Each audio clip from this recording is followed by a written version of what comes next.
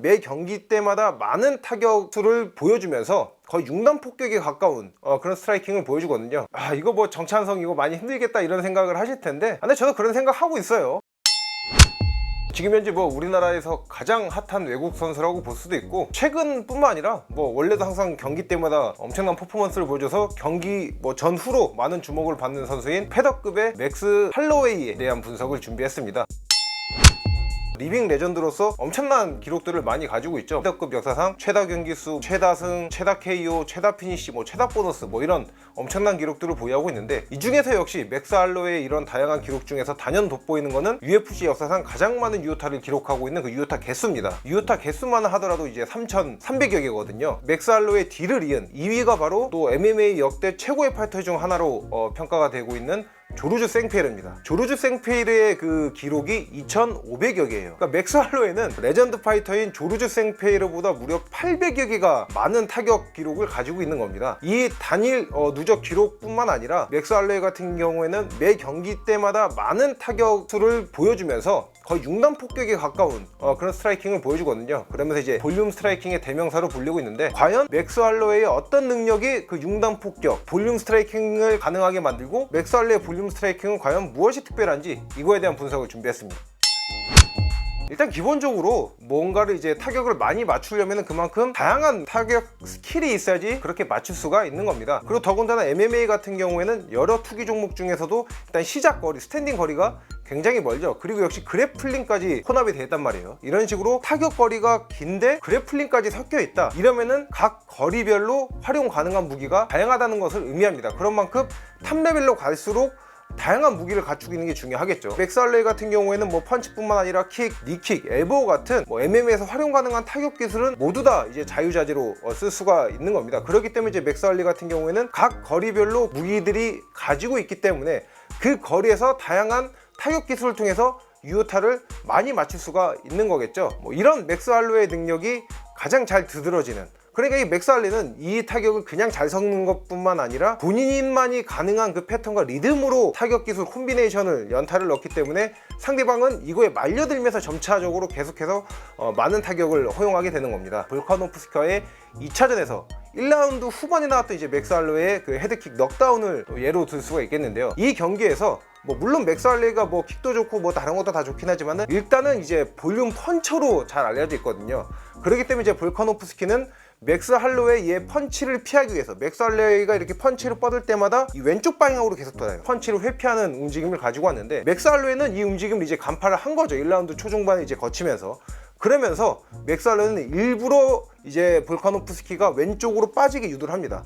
본인의 앞손을 이렇게 뻗어요. 그러니까 볼카노프스키는 당연히 그 맥스 할로웨이 펀치를 피하기 위해서 그전과 똑같이 왼쪽 방향으로 돈단 말이죠. 여기서 이제 맥스 할로웨이는 바로 본인의 오른발 스피닝킥을 통해서 왼쪽으로 빠지는 볼카노프스키를 본인의 스피닝킥으로 복부에 정확히 가격을 합니다. 이게 정확히 클린히트로 들어가는데, 이 정도 클린히트가 들어가면은 맞춘 선수도, 그러니까 맥스 할로웨이나 볼카노프스키 정도의 이제 챔피언십 레벨의 선수는 맞춘 선수도 내 공격이 들어갔구나 이것을 인지를 하고, 맞은 선수도 내가 여기서 아무리 괜찮은 척 해봤자 얘는 내가 복부에 데미지가 들어갔다는 것을 알고 있구나, 이렇게 서로가 서로를 알고 있는 상황입니다.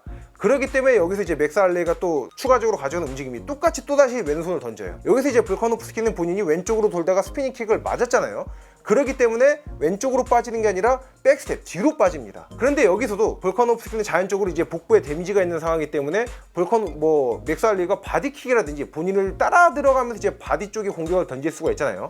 그렇기 때문에 바디 쪽을 가리면서 백스텝을 빠지는데, 여기에 맥스 할로웨이는 헤드킥을 던지면서 비어있는 앞면을 가격해서 넉다운을 뺏게 됩니다. 그러니까 여기서 또 헤드킥을 썼던 게 기가 막힌 게, 만약에 맥스 할로웨이가 그냥 펀치 공격을 던졌다면 백스텝을 밟아서 거리가 먼 상황이기 때문에 맞지 않았을 가능성이 높아요. 근데 타격 레인지가 긴 헤드킥을 활용해서 정확히 가격을 한 거죠. 기술 연계의 과정만 보더라도 다양한 타격 기술을 부여하고 있으면 물론이고, 일단 두뇌 회전이 굉장히 빠른 거예요. 이런 식으로 상대방 움직임도 빠르게 체크하고 여기에 자기가 어떤 공격을 던져야 되는지 효율적으로 바로바로 파악을 하기 때문에 많은 유효타를 맞출 수가 있는 겁니다. 맥스 할로웨이가 민첩성이나 순발력 같은 흔히 생각하는 운동 능력이 좋은 선수는 아니에요. 근데 기본적으로 체력이 무지막지합니다. 많은 양의 타격이 가져가려면은 체력 수준이 뒷받침이 돼야 되는 거는 당연한 거죠. 맥스 할로웨이의 체력을 대표적으로 잘 알 수 있는 경기가 이제 또 켈빈 케이터와의 경기입니다. 이 경기에서 맥스 할로웨이가 이제 440여 개의 유효타를 맞추면서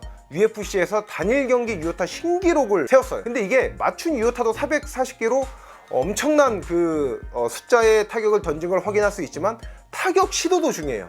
타격 시도가 이제 740여 개입니다. 740여 개의 타격을 이게 뭐 상상하기도 힘들 텐데 일반인도 아니고 어느 정도 운동을 수련해서 체력이 갖춰져 있는 분 같은 경우에도 제자리에서 원투 빠르게 700개 넘게 쳐봐라 해도 이거 치기가 쉽지 않아요. 근데 이제 맥스 할로웨이 같은 경우에는 펀치만 뻗은 게 아니라 킥도 뻗고 니킥도 하고 엘보도 하고 뭐 타격만 한 게 아니라 테이크다운도 시도했다가 클린치에서 막 서로 겨다르게 파기 싸움도 한 상태에서 막 펌핑이 된 상태에서 이런 상황에서 25분 5라운드를 뛰면서 740여 개의 공격 시도를 한 거거든요. 이렇게 던진 상황에서 경기 끝나고 나서 지치지 않는 모습을 보여주는 그런 엽기적인 체력 수준을 보여준 게 진짜 대단한 겁니다. 그리고 이제 맥스 할로웨이가 뭐 켈빈 케이터 경기뿐만 아니라 중요 타격을 200개 이상 맞춘 경기가 무려 3경기나 돼요.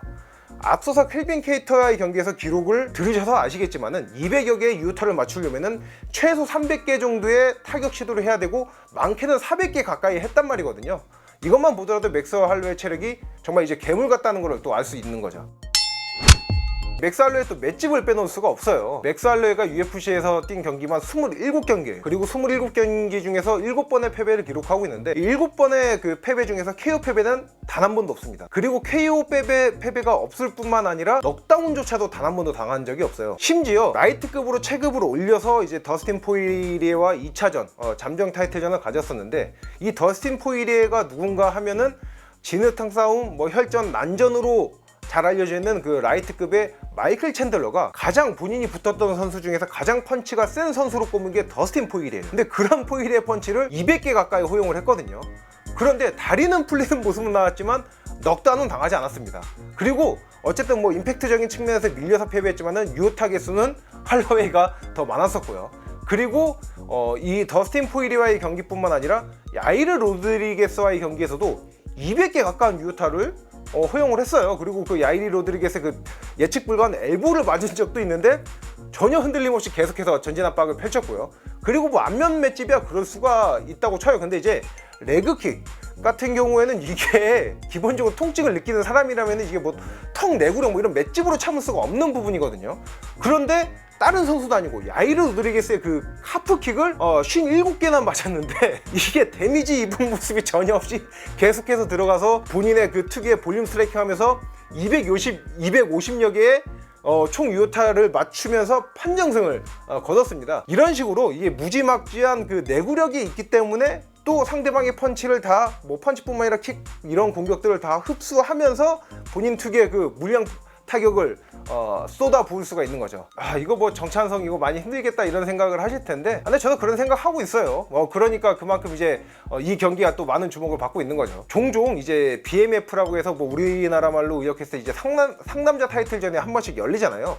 제 개인적으로는 뭐 전체급 통틀어서도 물론이고 UFC 역사상 그러니까 역대급으로 이제 BMF를 꼽자면은 맥스 할로웨이가 빠지지 않고 그러니까 순위권에 드는 파이터라고 생각을 합니다.